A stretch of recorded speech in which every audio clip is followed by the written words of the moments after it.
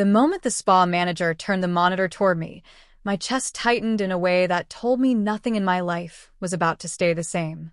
An hour earlier, my wife had kissed my cheek, eyes soft, voice calm, and told me she needed a few hours alone to meditate. She said the spa helped her clear her head, that silence was the only thing keeping her balanced lately. I watched her leave with a mat under her arm and believed her because trusting her had once felt as natural as breathing. Now I was standing in a small back office that smelled faintly of eucalyptus, staring at a paused security feed with her face frozen in mid-laughter, her hand resting on another man's arm. "I shouldn't be showing you this," the manager said quietly, guilt lining her voice.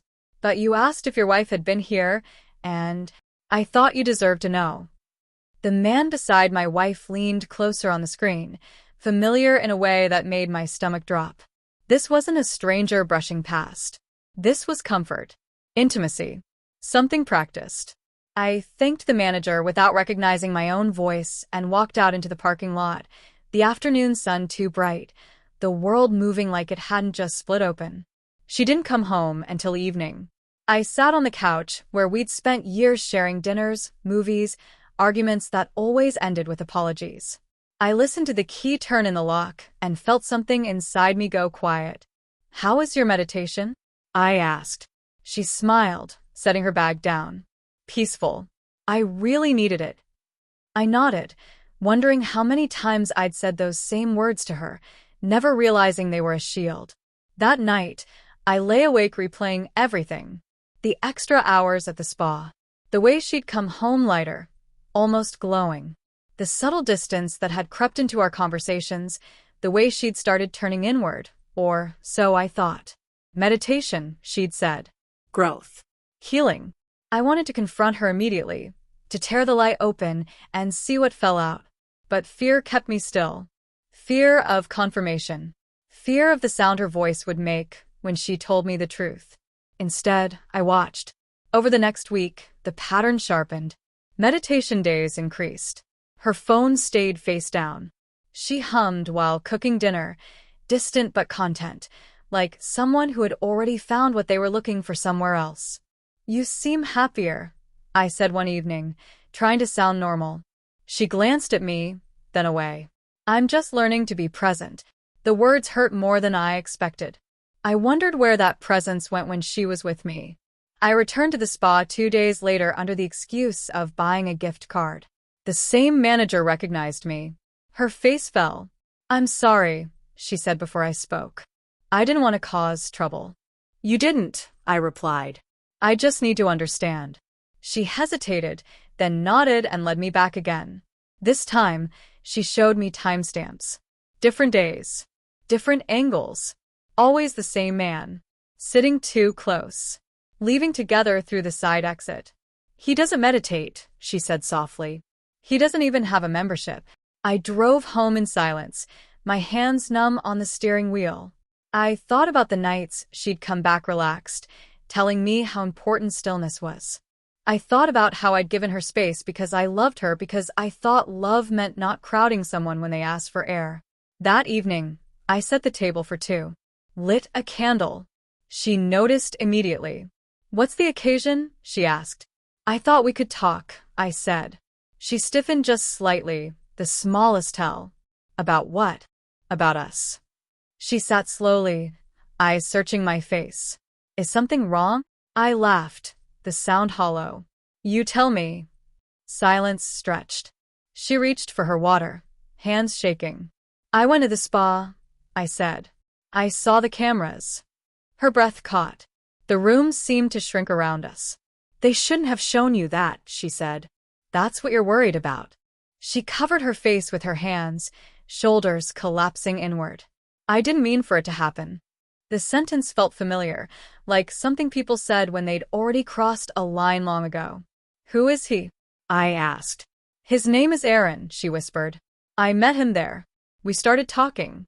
That's all it was at first. And now." I pressed. She looked up, eyes wet, honest in a way she hadn't been for weeks. "Now it's more." The candle flickered between us, its light unsteady. I felt like I was watching my life from a distance, like this was happening to someone else. Were you ever meditating? I asked. She shook her head. Sometimes. At the beginning. The truth landed in pieces, each one heavier than the last. She said she'd felt lost.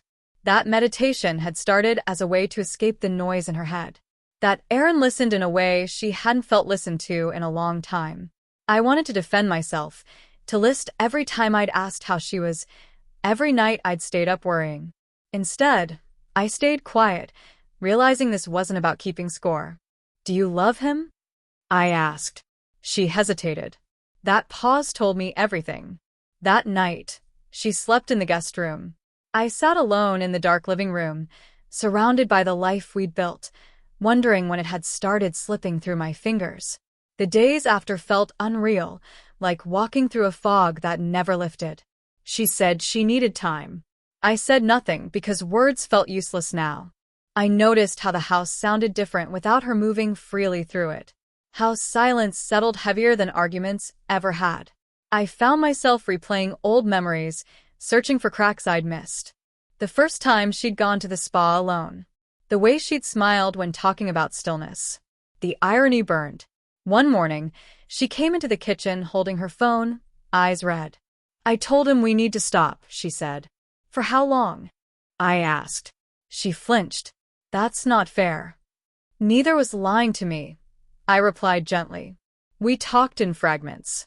About counseling. About space. About whether love could survive betrayal that had been hidden behind words like healing and peace. I didn't want to hurt you, she said.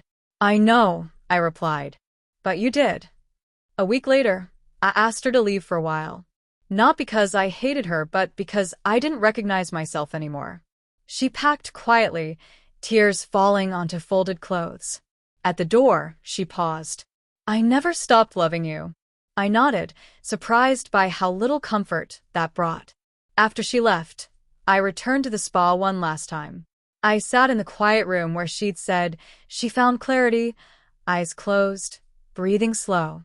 For the first time, I understood the appeal of silence. It didn't lie. It didn't disguise itself as something else. I realized then that betrayal isn't always loud. Sometimes it whispers. Sometimes it dresses itself up as self-care and growth until you don't recognize the damage until it's already done. Weeks later, she called. She said she was ready to be honest now, truly honest. I listened, but something in me had shifted. Trust doesn't come back just because the truth finally arrives. When I hung up, I sat by the window and watched the light fade from the sky. The ache was still there, deep and persistent, but alongside it was something new. Clarity. I understood that love should never require surveillance, never need cameras to reveal what words hide. And as the house grew quiet again, I let that understanding settle, knowing that whatever came next, it would be built on truth, even if it meant walking forward alone.